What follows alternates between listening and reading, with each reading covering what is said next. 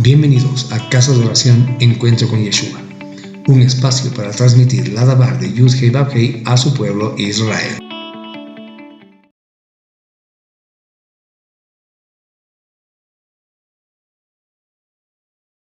Shabbat Shalom, amada familia, Laila Tov. Bienvenidos a una reunión más de Casa de Oración Encuentro con Yeshua. Que la paz y la bendición de nuestro Abba Kadosh descienda sobre todos ustedes. Con gran gozo en el Ruach HaKodesh, en el Espíritu de Santidad, nos reunimos hoy para sumergirnos en las profundidades de la palabra de Adonai, explorando la parasha Vayeshev, que significa y se estableció y se asentó. Es la novena porción del libro de Bereshit, Génesis. Esta porción abarca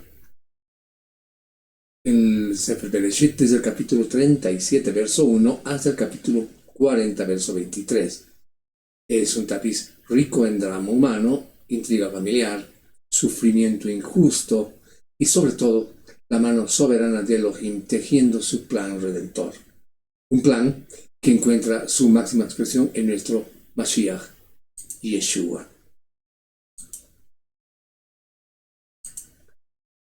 La porción Vayeshev marca un cambio significativo en la narrativa de Bereshit, alejándose de la historia de Jacobo, para centrarse en su hijo amado José. La porción comienza con Jacob estableciéndose en la tierra de Canaán, la tierra prometida. Sin embargo, la paz es esquiva. Presenciamos el favoritismo de Jacob hacia Joseph, simbolizado por la famosa túnica de diversos colores, ¿verdad? Etonet Pasim en hebreo, lo que enciende la envidia y el odio de sus hermanos. Los sueños proféticos de Joseph, por otro lado, que predicen su futura exaltación sobre su familia, no hacen más que avivar esas llamas del resentimiento, ¿verdad? Esta porción incluye varios eventos, entre los principales les podemos citar los sueños de Joseph y el creciente odio de sus hermanos, la conspiración de los hermanos para matar a Joseph, esto modificado por Rubén y luego por Judá, ¿verdad?, para venderlo como esclavo a mercaderes ismaelitas y madianitas también, que se dirigían hacia Egipto. El engaño de Jacob con la túnica ensangrentada, haciéndole creer que Joseph había sido devorado por una fiera, ¿verdad? Un interludio aparentemente desconectado en el capítulo 38 que detalla la compleja historia de Yehudá y Tamar, un relato crucial para la línea mesiánica. La llegada de Joseph a Egipto, su venta más bien a Potifar, que era un oficial del faraón, y su éxito inicial y la bendición de Adonai que estaba siempre sobre él. Vemos también la falsa acusación de la esposa de Potifar y el encarcelamiento injusto de Joseph, y también se ve la interpretación de los sueños del copero y el panadero del faraón cuando estaba Joseph en prisión, y el posterior olvido de Joseph por parte del copero restaurado. En un contexto histórico y espiritual, nos encontramos en un periodo patriarcal donde las dinámicas familiares, las promesas divinas y la lucha por la supervivencia en Canaán son centrales. Espiritualmente, esta porción explora temas profundos: los celos, el odio, la traición, el sufrimiento del justo, la tentación, la integridad, la soberanía divina en medio del caos humano y la fidelidad de Adonai a sus promesas, a esas promesas del pacto que él hizo, incluso a través de caminos dolorosos e inesperados. Amén. Vayeshev, mis hermanos amados, es extraordinariamente rica en paralelismos mesiánicos. Joseph emerge como uno de los tipos, figuras figurativas, ¿verdad?, más claros de Yeshua HaMashiach en todo el Tanaj. Es el hijo amado del Padre, es enviado por el Padre a buscar a sus hermanos, es odiado y rechazado por sus propios hermanos sin causa justa, conspiraron contra él para quitarle la vida, lo despojaron de su túnica, ¿verdad?, fue vendido por piezas de plata, sufrió injustamente a pesar de su rectitud, descendió a un lugar bajo, el pozo de esclavitud, la prisión, ¿verdad? Y por su parte Yeshua descendió a las partes más bajas también, ¿verdad?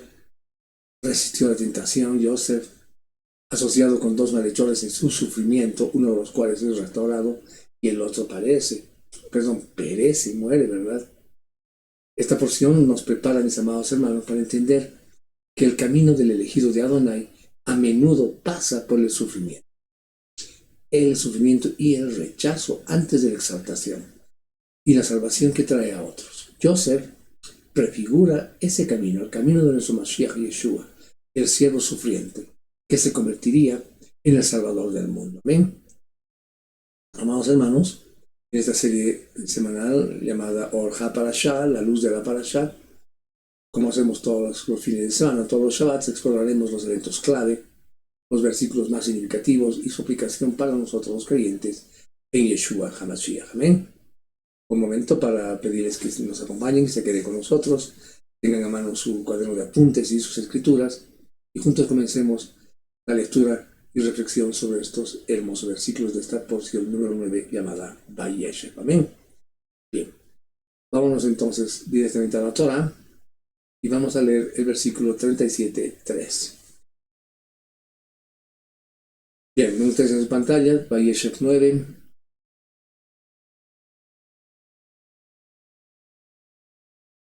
Y leamos desde el 1, vamos a leer. Jacob continuó viviendo en la tierra donde su padre había vivido como extranjero, la tierra de Canaán. Estas son las generaciones de Jacob. Cuando Joseph tenía 17 años de edad, él solía pastorear el rebaño de su padre con sus hermanos, aun a pesar de que todavía era un muchacho. Una vez él estaba con los hijos de Bilá y los hijos de Silpá, sus esposas, las esposas de su padre. Él trajo un mal reporte de ellos a su padre. Ahora bien, dice el versículo 3, Israel amaba a Joseph más que a todos sus hijos porque él era el hijo de su vejez y él le hizo una túnica de muchos colores. Bien, lo que vemos acá primeramente es que Jacob muestra un favoritismo abierto por Joseph, ¿verdad? Que era el hijo de su amada Rachel, nacido de su vejez. La naturaleza exacta de Ketonet Pasim, de esa túnica de colores, es debatida. Mangas largas, rica en colores, bordada, etc., no sabemos, pero claramente simboliza un estatus especial y favor, ¿verdad? Exacerbando esto los celos de sus hermanos. Espiritualmente señala el peligro del favoritismo dentro de la familia de la fe y las consecuencias destructivas de la envidia, ¿verdad?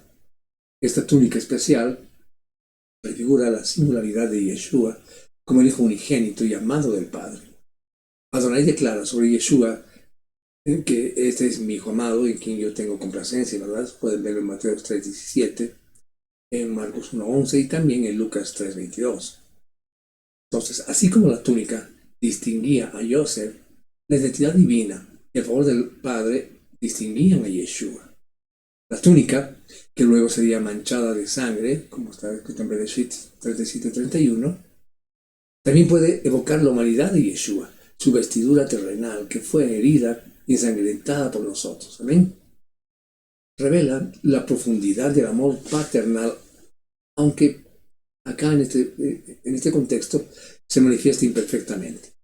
Nos recuerda que Adonai tiene un amor especial y único por su hijo Yeshua, el modelo de toda filiación, ¿verdad? También nos advierte sobre cómo las acciones humanas, incluso las bien intencionadas, como expresar amor, pueden tener consecuencias imprevistas y dolorosas si no se guían por la sabiduría y la equidad divinas, ¿verdad? Bien. Volvamos a la Torah y vamos a leer el Bereshit 37, 5 al 7. Perdón. Joseph tuvo un sueño el cual contó a sus hermanos. Él les dijo: escuchen mientras les cuento acerca de este sueño mío. Estábamos atando manojos de trigo en el campo cuando de repente mi manojo se levantó por sí mismo y se paró derecho. Entonces los manojos de ustedes se reunieron alrededor del mío y se postraron delante de él.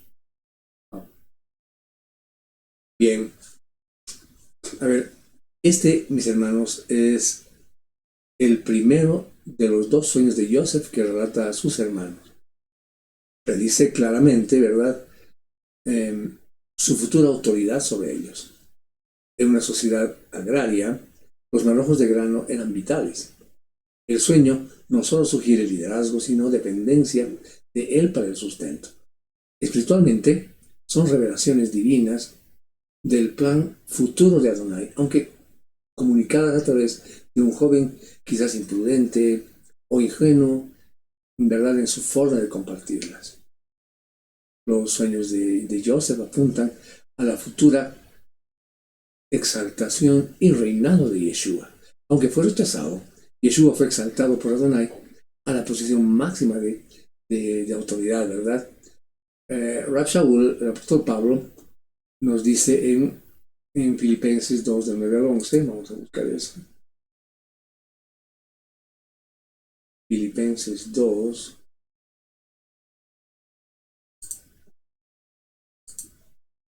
del 9 al 11, dice: por lo cual Adonai lo exaltó, dice acá, hasta lo sumo como soberano y le otorgó el nombre que es sobre todo nombre, para que en honor al nombre de Yeshua toda rodilla se doble en el cielo, en la tierra y debajo de la tierra, y toda lengua confiese que María Adonai es Yeshua HaMashiach, para el esplendor de Eloha el Padre. ¿Ven?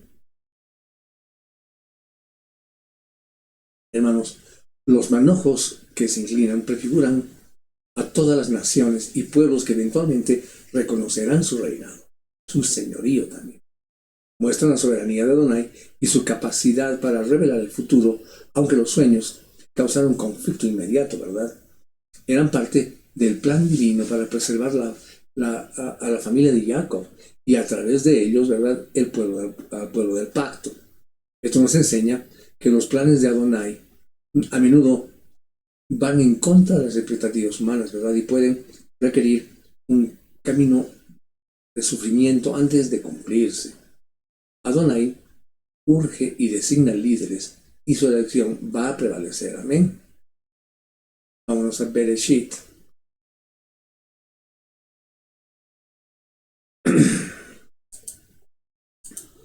(37, 13 y 18).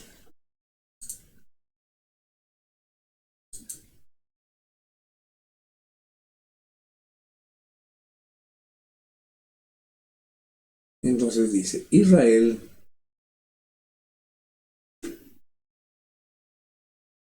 le preguntó a Joseph: ¿no están tus hermanos pastoreando las ovejas en Shechem? Ven, te enviaré a ellos. Él respondió: aquí estoy. Y él le dijo: ve y mira si están en paz tus hermanos y los rebaños, y tráeme noticias de ellos.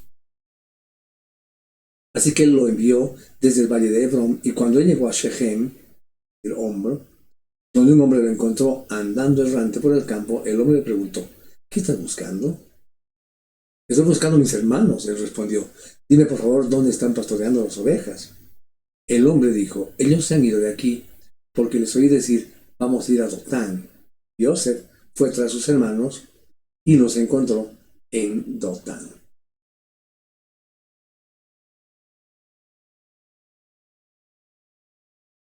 Ellos lo vieron a la distancia y antes de que él llegara donde ellos estaban, ya habían maquinado matarle. ¿Ven? Bien, los hermanos, como vemos acá, consumidos por el odio y la envidia, ven a Joseph acercarse mientras pastoreaban en Dotán, lejos de la supervisión paterna. La distancia física y emocional culmina en un plan premeditado para asesinarlo. Esto, hermanos, espiritualmente ilustra la oscuridad que puede habitar en el corazón humano y cómo los celos, ¿verdad?, pueden escalar hasta la violencia fratricida, ¿verdad? Un eco trágico que hemos visto y estudiado entre Caín y Abel, ¿verdad? Esto prefigura directamente la conspiración de los líderes religiosos judíos contra Yeshua. Recuerden lo que dice en Marcos 14:1.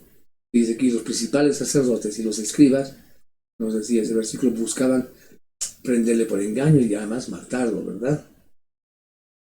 Yohanan, en 11, Juan 11, 47 y 53, hablando de este versículo, yo lo leo, dice, así que los principales Kohanim y los Perushim convocaron una reunión en el Sanedrín y dijeron, ¿qué haremos?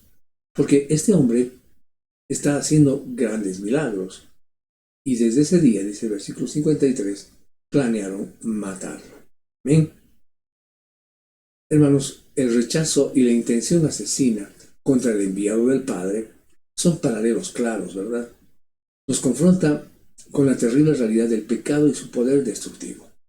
Incluso dentro de la familia elegida, ¿verdad? Como estamos viendo, Adonai, mis hermanos, permite que la maldad humana se manifieste, pero la usa dentro de su plan soberano, ¿verdad? Sirve como una advertencia sobre la necesidad de guardar nuestros corazones de la envidia y del odio.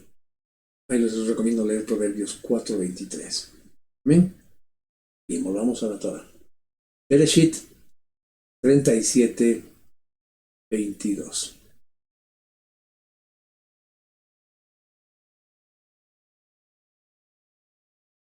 No derramen sangre, añadió Rubén. Échenlo en esta cisterna aquí en el desierto, pero no pongan ustedes mismos sus manos sobre él. Él tenía intenciones de rescatarlo más tarde de ellos y devolverlo a su padre. ¿Ven? Bien, entonces vemos que Rubén, el primogénito, aunque un poco inestable, ¿verdad?, intenta salvar a Joseph. Propone arrojarlo en ese pozo vacío que probablemente estaba seco, planeando rescatarlo secretamente más tarde. Su motivo, perdón, era mitigar el crimen y quizás redimirse ante su padre. Espiritualmente, hermanos amados, nos muestra una conciencia parcial, ¿verdad?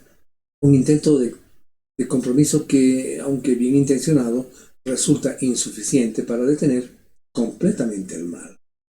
La figura de Rubén puede recordarse a personajes como Nicodemo, por ejemplo, o José de Arimatea, quienes, aunque parte del sistema que condenó a Yeshua, mostraron cierta empatía, en verdad, y también alguna intención de intervenir, como lo podemos leer en Yohanan 7, 50-51, básicamente ahí. También el ser arrojado a la cisterna prefigura el entierro de Yeshua en esa tumba, ¿verdad? Era un lugar de oscuridad y aparentemente de desesperanza, pero no el final de la historia. Mateo 12:40 nos dice, porque como estuvo Jonás en el vientre del gran pez 3 días y 3 noches, así estará el Hijo del Hombre en el corazón de la tierra 3 días y 3 noches. Amén. Hermanos amados, Adonai puede usar incluso motivos mixtos o acciones imperfectas dentro de su plan. Rubén no logra el rescate, ¿verdad? Pero su acción desvía el plan inicial de asesinarlo inmediatamente. Esto nos recuerda, amados hermanos, que aunque la maldad humana es real, la soberanía de Adonai la dirige para sus propósitos redentores. También nos subraya la responsabilidad del liderazgo. Rubén como primogénito y las consecuencias de la falta de valentía total, ¿verdad? Así es como actuó Rubén. Bereshit 37, 23 y 24. Sucedió pues que cuando Joseph llegó a donde sus hermanos, ellos le arrebataron la túnica de muchos colores que tenía puesta. Lo agarraron y lo echaron en el pozo. El pozo estaba vacío, sin ninguna agua en él.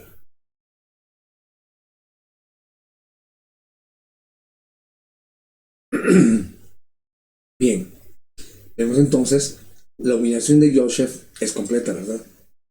Le arrebatan el símbolo del favor paterno y lo arrojan a un pozo oscuro y vacío, abandonándolo a su suerte. Este es un acto de deshumanización y crueldad extrema, ¿verdad? Espiritualmente, mis hermanos, representa el descenso al sufrimiento, la pérdida de identidad y el estatus, además del abandono por aquellos que debían protegerlo, ¿verdad? Sus hermanos. Esto refleja poderosamente la humillación de Yeshua. A él le despojaron de sus ropas antes de la crucifixión. Él será arrojado al pozo vacío, es un tipo de su muerte y sepultura, ¿verdad? Un descenso hacia la oscuridad y el aparente silencio de Adonai. Como cantó David proféticamente en Salmos 38:6, que decía: me han echado en el lago más profundo, en tinieblas, en lugares profundos. Hermanos, el pozo o la cisterna vacía, sin agua, que es el símbolo de vida, el lago, ¿verdad?, representa la muerte, ¿verdad?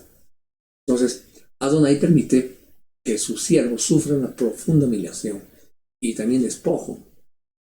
Esto revela el camino hacia la gloria. A menudo pasa, mis hermanos, por el valle de la sombra de la muerte, como lo dice Salmos 23 en el versículo 4, ¿verdad? Nos enseña la naturaleza sacrificial del plan de Adonai. El elegido debe ser vaciado, ¿verdad?, antes de ser llenado y usado para un propósito mayor, ¿verdad? Es un recordatorio de que Adonai está presente incluso en los pozos de nuestras vidas. ¿Ven? Bien. Bereshit 37:28. Entonces, cuando pasaban los mercaderes, ellos sacaron a Joseph de la cisterna y lo vendieron por media libra de shekels de plata a los ismaelitas, quienes llevaron a Joseph a Egipto. Ok. Entonces, ¿qué vemos acá? Vemos que por sugerencia de Yehudá, quien argumenta que es mejor sacar provecho que matarlo, Joseph es vendido como esclavo. 20 ciclos de plata era el precio estándar de un esclavo menor de edad. Esto de verdad, hermano, es el colmo de la traición, ¿verdad? Canjear la vida de un hermano por dinero. Espiritualmente, ilustra la desvalorización de la vida humana, ¿verdad? Y cómo la codicia puede corromper las relaciones más sagradas, en este caso entre hermanos. Este es uno de los paralelos más impactantes con Yeshua, quien fue traicionado por uno de sus propios seguidores, ¿verdad?, Judas Iscariote, por 30 piezas de plata. El precio difiere, pero el acto, hermanos amados, de traición por dinero es idéntico en principio, cumpliendo la profecía escrita en Zacarías 11, 12 y 13, ¿verdad? Ambos, Joseph y Yeshua, fueron valorados y vendidos, ¿verdad?, por aquellos que querían matarlos. Y además que aquellos que lo traicionaron y que eran los llamados a amarlo, ¿verdad? A amarlos ambos. Esto demuestra cómo Adonai utiliza incluso los actos más viles de traición humana, ¿verdad?, para hacer avanzar su plan redentor. La venta de Joseph lo lleva a Egipto, donde eventualmente salvará a su familia y a la nación de una hambruna realmente muy, muy fuerte. La traición de Yeshua a Yeshua lo llevó a la cruz, donde proveyó salvación para toda la humanidad, ¿verdad? Es que, hermanos amados, Adonai es soberano sobre el pecado humano y lo redirige, por decir algo, para el bien. Amén. Bien. Vamos entonces al capítulo 38 de Bereshit y vamos a leer el versículo 1. Y dice: fue en este tiempo que Yehudá salió de entre sus hermanos y se asentó cerca de un hombre llamado Irá, que era un Adulami.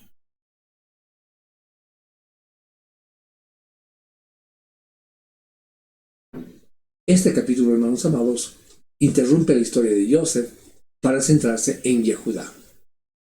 Después de la traumática venta de su hermano, en la que tuvo un papel clave, ¿verdad?, Yehudá se separa de su familia y se asimila en cierta manera con los cananeos locales, casándose con una cananea que se llamaba Shua. El descenso, en este caso, es tanto geográfico como espiritual, alejándose de la comunidad del pacto, ¿verdad? Aunque no es un paralelo directo de Yeshua, la historia de Yehudá es crucial porque de su linaje, a través de Pérez, que fue nacido de Tamar, vendría nuestro Mashiach, como explica Mateo 1:3. Este aparente desvío es esencial, mis hermanos, para la historia de la redención. Muestra cómo Adonai trabaja a través de líneas familiares imperfectas y situaciones morales complejas, ¿verdad?, para cumplir sus promesas. También puede referirse al descenso espiritual que a veces experimentan incluso los elegidos antes de la restauración, ¿verdad? Hermanos amados, Adonai no abandona nunca su plan, incluso cuando sus instrumentos elegidos fallan o se desvían. La historia de Yehudá muestra la gracia de Adonai trabajando en medio del pecado y la debilidad humana, ¿verdad? Aunque Yehudá se aparta, Adonai lo traerá de vuelta, ¿verdad? Lo usará de manera significativa, sin más adelante ser el portavoz y garante de la familia. Subraya que la línea mesiánica, mis hermanos, no depende de la perfección humana, sino de la fidelidad de Adonai. Bereshit 38, 34, 26. Vamos a irnos al 34. Perdón, 24.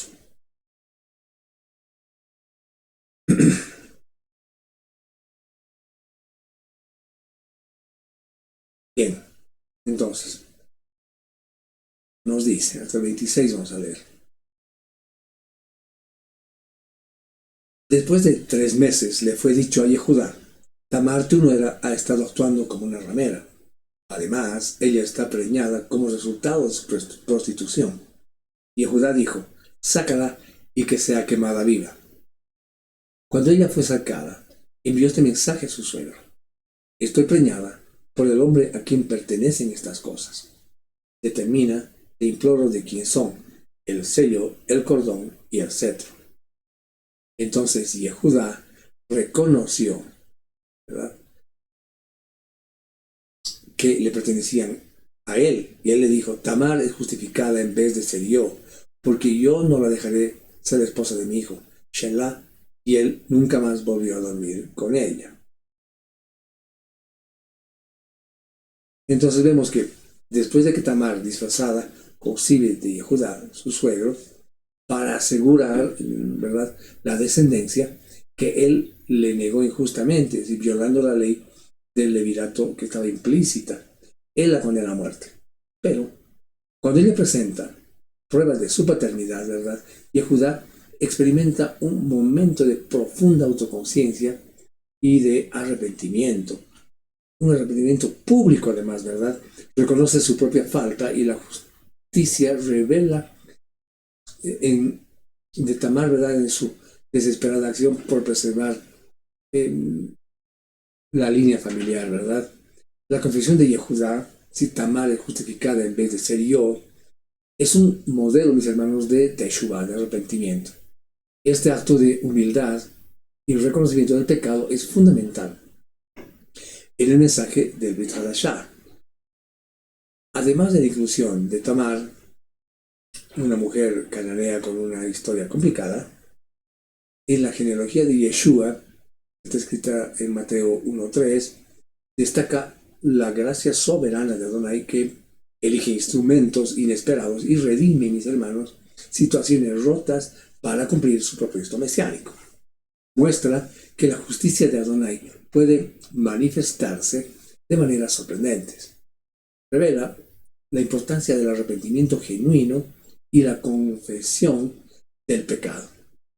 Muestra que Adonai valora la justicia y la preservación de la línea del pacto por encima de las convenciones sociales, por decir algo, ¿no?, o la reputación personal. El carácter de Adonai, mis hermanos, incluye tanto la justicia como la misericordia, ¿verdad? Y él honra a aquellos que se humillan y reconocen la verdad, incluso cuando es dolorosa. Este evento es un punto de inflexión para Yehudá, preparándolo para su futuro liderazgo. Amén. Bien, Bereshit 39, 1, 2. Vamos a Bereshit 39, 1 y 2.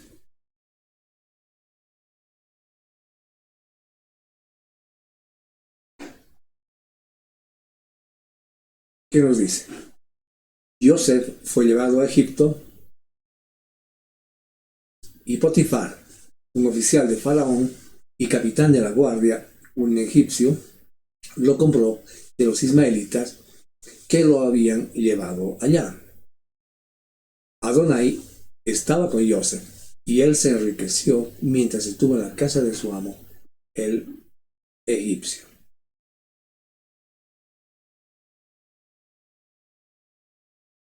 A pesar de haber sido vendido, como hemos visto, como un esclavo, ¿verdad? En una tierra extranjera, Joseph no está solo. La presencia activa de Adonai con él es la clave de su éxito. No se trata de prosperidad material en sí misma, mis hermanos, sino la evidencia de la bendición y el favor divinos en medio de circunstancias adversas. Él se destaca por su competencia e integridad, ¿verdad? La promesa de la presencia de Adonai con su pueblo es central en el Tanakh, ¿no? en la Biblia en general, en las escrituras en general.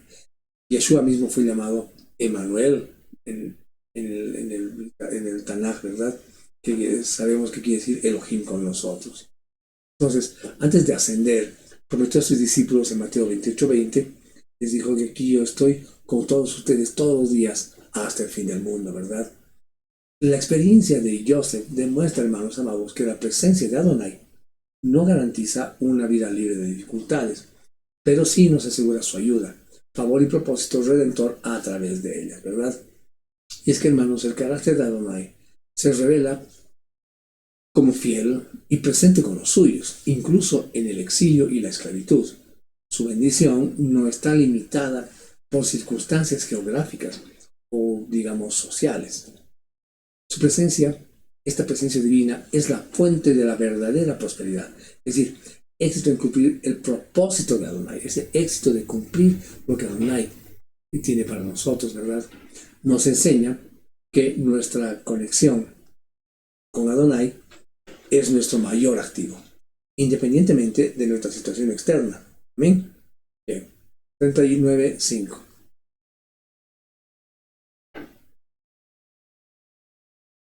Desde el tiempo que lo nombró administrador de su casa y de todas sus posesiones, Adonai bendijo la casa del egipcio por amor a Joseph. La bendición de Adonai estaba sobre todo lo que él poseía, ya fuera en la casa o en el campo. ¿Sí?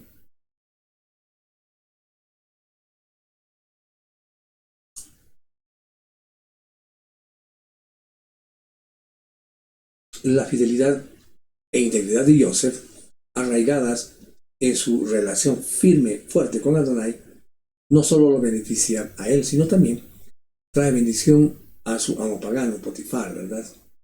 La presencia del justo, mis hermanos, impacta positivamente todo nuestro entorno.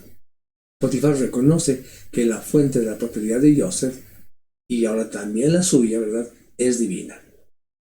Esto, hermanos, nos ilustra el principio de que los creyentes en Yeshua somos llamados a ser sal de la tierra y luz del mundo, ¿verdad? Como nos dice Yeshua en Mateo 5:13-16.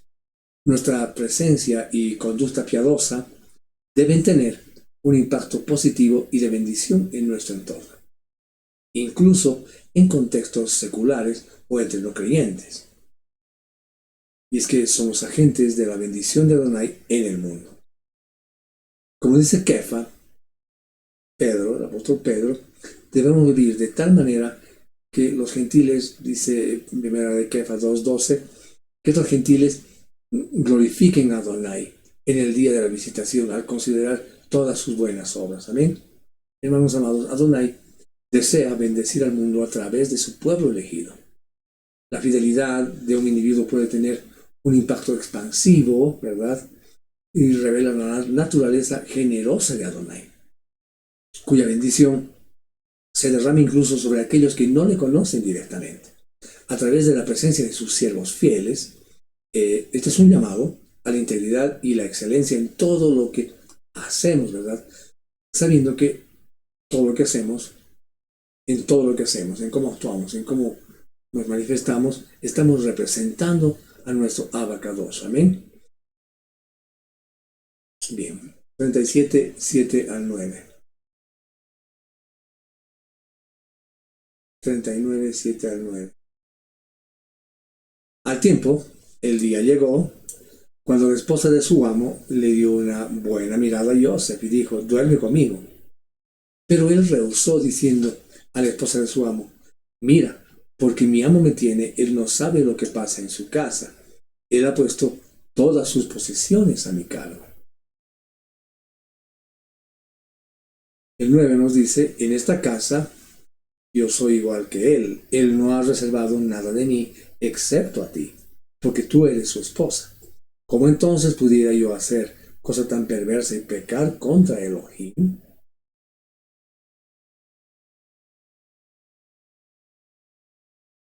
Joseph, mis hermanos, enfrenta una intensa prueba de tentación sexual, ¿verdad? Por parte de la esposa de su amo. Su respuesta es notable y era lógico que conteste así, ¿verdad? Reconoce la confianza depositada en él por su amo Potifar, pero su principal motivación para resistir es la lealtad a Adonai. Ve el adulterio no solo como una traición a su amo humano, sino fundamentalmente como un gran mal, digamos, ¿verdad? Y un pecado contra Elohim. La resistencia de Joseph a la tentación prefigura, hermanos amados, la impecabilidad de Yeshua.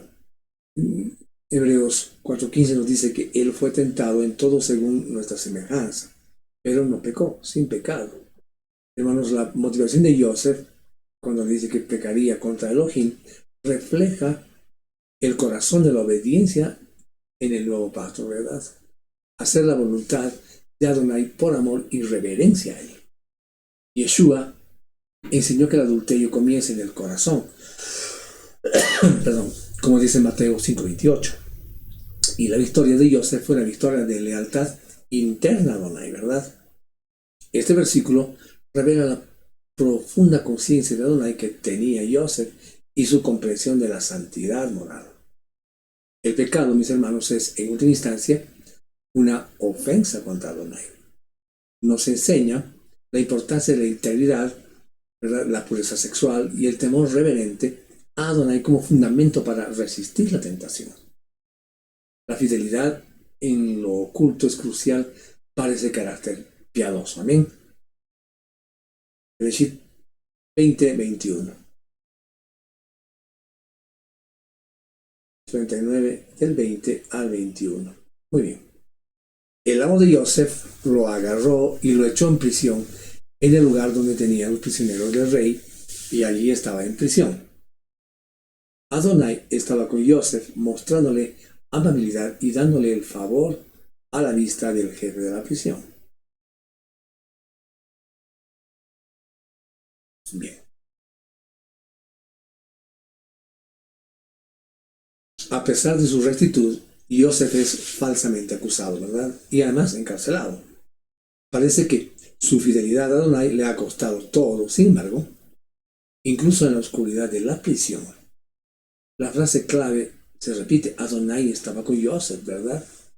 Entonces, no solo eso, sino que Adonai activamente le muestra su gesed, esa su misericordia, su amor fiel, misericordioso, ¿verdad?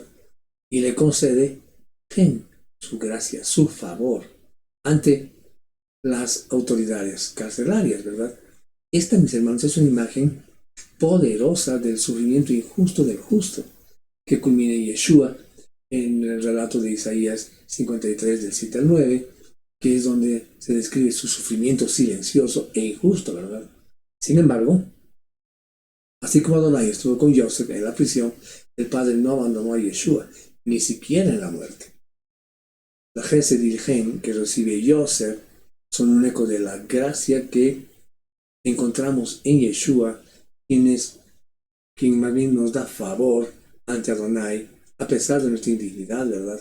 La presencia de Adonai en el sufrimiento es una promesa central para los creyentes, mis hermanos, como nos describe Romanos 8:35 y 39. Adonai no siempre nos libra de las pruebas, pero siempre está con nosotros en las pruebas, es decir, su presencia, su gesed, su misericordia y su gen son suficientes. El favor divino puede manifestarse incluso en los lugares improbables, como en este caso una prisión egipcia, ¿verdad? Nos enseña que la verdadera medida del éxito espiritual no es la ausencia de sufrimiento, sino más bien la presencia continua de Adonai y su gracia sostenedora, por decir algo, en medio de él. Amén. Bien. Vamos a cambiar de capítulo, vamos a ir al capítulo 40, que trata sobre los sueños de Joseph, las interpretaciones de los sueños, de 2 sueños, ¿verdad? Y vamos a leer los versículos 5 al 8.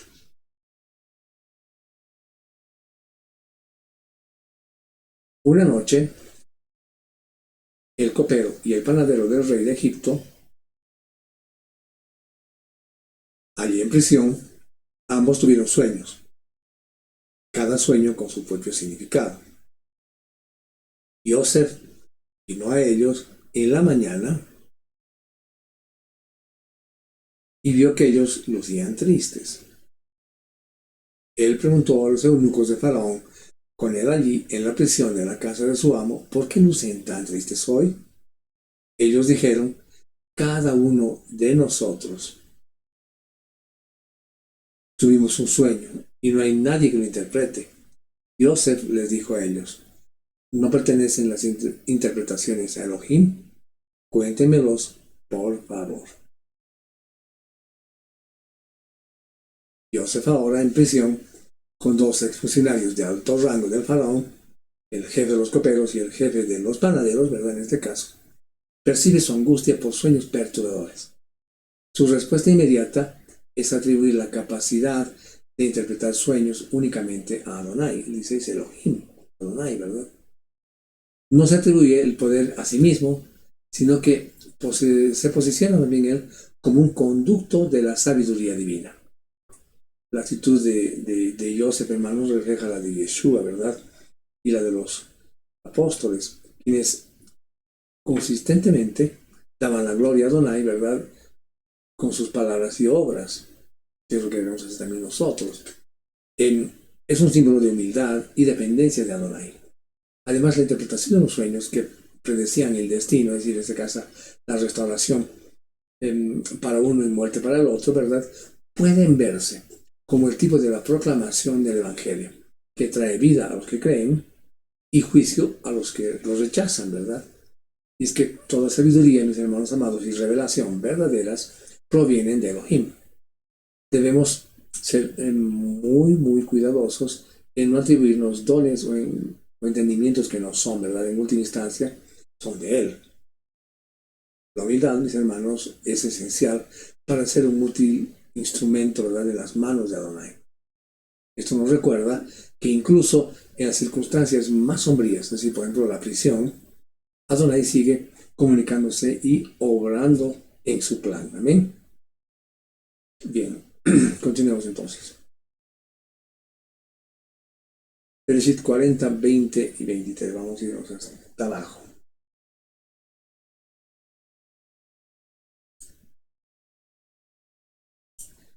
Hasta el 23.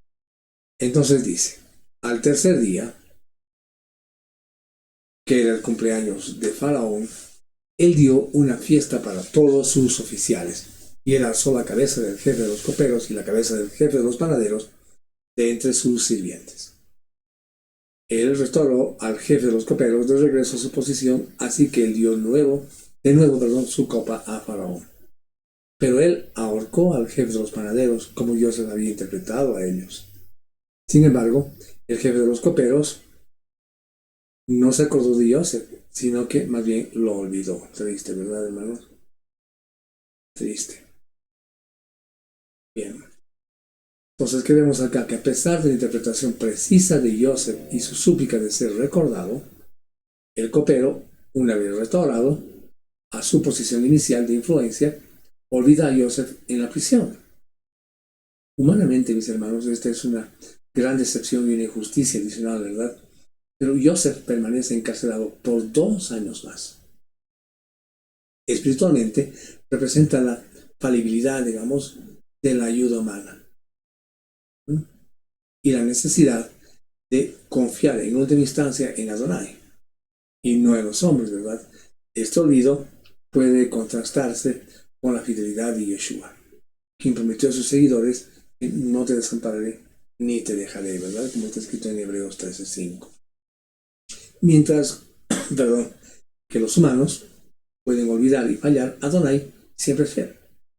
También puede verse como parte del tiempo divinamente señalado para la liberación de Yosef. El retraso, aunque doloroso, era necesario para Yosef fuera exaltado en el momento preciso para interpretar los sueños del faraón, ¿verdad? Y salvar a Egipto y a su propia familia. Nos enseña paciencia y confianza en el tiempo perfecto de Adonai. Los planes de Adonai no dependen de la memoria o la fidelidad humana. Aunque el olvido del copero parece un revés, Adonai lo usa para posicionar a Yosef para un papel aún mayor, pero en el momento oportuno. Nos enseña a poner nuestra esperanza final en Adonai, no en las promesas o influencias humanas, ¿verdad? El carácter de Adonai, mis hermanos, se revela como soberano sobre el tiempo y las circunstancias, orquestando todo para su gloria, ¿verdad? Y para el bien de todo su pueblo, incluso a través de retrasos y decepciones aparentes. ¿Amén? Hermanos amados, esta porción Vayeshev resuena profundamente en nuestros corazones como seguidores de Yeshua. Nos ofrece lecciones vitales para nuestro caminar en Emuná, ¿verdad? Nos anima a fortalecer nuestra confianza en Yeshua, es decir, con el ejemplo de Yosef, ¿verdad? La vida de Yosef es un testimonio poderoso, hermanos, de Emuná en medio de la adversidad extrema, ¿verdad? Fue traicionado, fue vendido, falsamente acusado y además olvidado. Pero la Escritura repite que Adonai estaba con Yosef. Hermanos y hermanas, enfrentamos pruebas, traiciones, injusticias, periodos de espera en el pozo o quizás en la prisión de nuestras circunstancias. Posiblemente sí, ¿verdad? Entonces, Vayeshev nos llama a fortalecer nuestra emuná en Yeshua, que es nuestro Mashiach, ¿verdad? Él, como Yosef, conoció el sufrimiento y el rechazo extremos, pero confió en el Padre. Nuestra emuná no se basa en la ausencia de problemas, sino en la presencia prometida de Yeshua con nosotros en medio de los problemas, ¿verdad? Como está escrito en Mateo 28:20. Debemos creer que, al igual que con Yosef, Adonai está tejiendo un propósito redentor, incluso en las situaciones más oscuras y dolorosas. ¿Cómo fortalecemos esta emuná? A través de la oración constante, el estudio de su palabra, que nos recuerda la fidelidad pasada, ¿verdad? Con la comunión con otros creyentes, es decir, con reunirnos en comunidad como estamos ahora, que son hermanos que nos animan, que nos confortan, juntos crecemos, ¿verdad? Y recordando además los testimonios de su obra en nuestras propias vidas y en la historia, ¿verdad? Debemos confiar en que aquel que levantó a Yeshua de la tumba y exaltó a Yosef de la prisión también nos levantará y cumplirá sus propósitos en nosotros, pero en su tiempo perfecto, ¿verdad? Y debemos ser obedientes. La respuesta de Yosef a la tentación de la esposa de Potifar es un modelo, mis hermanos, supremo de obediencia, arraigada en una relación correcta con Adonai. ¿Cómo pues haría yo este gran mal? Le dice, pecaría contra Elohim. ¿Recuerdan lo que hemos hablado de lo que dijo Yosef? Su obediencia no era meramente legalista, ¿verdad? Sino era una expresión de lealtad y reverencia a Adonai. Hermanos, como creyentes en Yeshua, entendemos que guardar los mandamientos de Adonai no es una carga para ganar salvación, porque es por gracia mediante la emuná y Yeshua, ¿verdad? Como dice Efesios 2:8-9. Sino es una respuesta, digamos, gozosa de amor y gratitud por la redención que hemos recibido. Amén. Yeshua mismo nos dijo, en Yohanan 14:15, que si me aman, guarden mis mandamientos. Hermanos, la Torah, vista a través del lente de Yeshua, nos guía hacia una vida de santidad, de Kedushá, ¿verdad? Que honra a Adonai y bendice a otros. La obediencia en áreas como la honestidad en los negocios, la pureza sexual, el guardar y honrar el Shabbat, el amar a nuestro prójimo, incluso a nuestros enemigos, el cuidar de los necesitados. Es decir, todo esto, mis hermanos, fluye de un corazón agradecido que desea agradecer a nuestro Abacadosh y a nuestro Mashiach. Que nuestra obediencia, mis hermanos, no sea por temor al castigo o por obligación, sino un acto de adoración y una demostración de nuestro amor por aquel que nos amó primero. Amén. Joseph, como tipo de Yeshua, nos da un ejemplo práctico de cómo seguir a Yeshua en nuestra vida diaria. En nuestras relaciones, por ejemplo, ¿verdad? A pesar del odio de sus hermanos, Joseph no buscó venganza, como se va a ver en las parashas siguientes. Yeshua, por su lado, nos llamó a amar a nuestros enemigos y a orar por los que nos persiguen, ¿verdad? Está en Mateo 5:44. Entonces, acá es donde tenemos que preguntarnos cómo respondemos a la crítica, al rechazo y a la traición. Buscamos la reconciliación, como lo buscó Yeshua. Mantenemos la integridad de nuestras relaciones familiares, laborales, comunitarias, incluso cuando estamos pasando por momentos difíciles. Hermanos, mediten sobre esto, ¿verdad? Mediten mucho sobre esto. Debemos seguir a Yeshua también, mis amados hermanos, en nuestras decisiones. Joseph tomó decisiones basadas en la lealtad a Adonai, no en la conveniencia o el placer momentáneo. Yeshua siempre hizo la voluntad del Padre, ¿verdad? Debemos seguir a Yeshua en nuestro propósito de vida. Joseph usó sus dones, interpretar sueños, administrar, ¿verdad?, para servir a otros. Y de esta manera glorificar a Adonai, incluso cuando estaba en prisión. Yeshua vino no para ser servido, sino para servir, ¿verdad?, y dar su vida en rescate por muchos, nos dice la palabra en Marcos 10:45.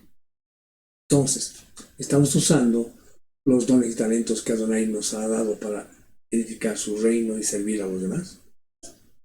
Buscamos oportunidades para reflejar el carácter de Yeshua, sin su humildad, servicio, compasión, integridad, en nuestro lugar de trabajo, en nuestra comunidad, en nuestra familia. Otro tema para reflexionar, ¿verdad? Hermanos, la parashá Vayeshev es una historia de descenso. Joseph desciende al pozo, a la esclavitud, a la prisión. Adonai está sentando más bien las bases para un ascenso glorioso y una restauración y redención extraordinaria. Joseph, el hijo amado y rechazado, prefigura de manera asombrosa a nuestro Mashiach Yeshua, quien descendió del cielo, fue rechazado por los suyos, sufrió injustamente, descendió a la tumba, pero fue exaltado a la diestra del Padre, ¿verdad?, para ser el Salvador del mundo. Esta porción nos recuerda que el reino de Adonai a menudo avanza a través de caminos inesperados y dolorosos. La soberanía de Adonai brilla incluso en medio de la oscuridad, mis hermanos, del pecado humano. Celos, odio, traición, lujuria, etcétera, etcétera, muchas cosas, ¿no? El sufrimiento, este sufrimiento del justo no es en vano, sino que puede ser el instrumento de Adonai a usar para traer salvación y bendición a muchos. Vayeshev, mis hermanos, nos invita a vivir con esperanza y expectativa. Así como Joseph esperó en la prisión, nosotros esperamos el retorno glorioso de nuestro Rey, Melech Yeshua HaMashiach. Pero no esperemos pasivamente. Somos llamados a participar activamente en la construcción de su reino aquí y ahora, viviendo en una emuná firme, en obediencia amorosa a esos sus mandamientos, e imitando su ejemplo de servicio sacrificial, integridad y amor redentor. Hermanos amados, que nuestras vidas, como la de Joseph, aunque imperfectas, sean testimonios de la presencia y el poder de Adonai obrando a través de nosotros. Amén.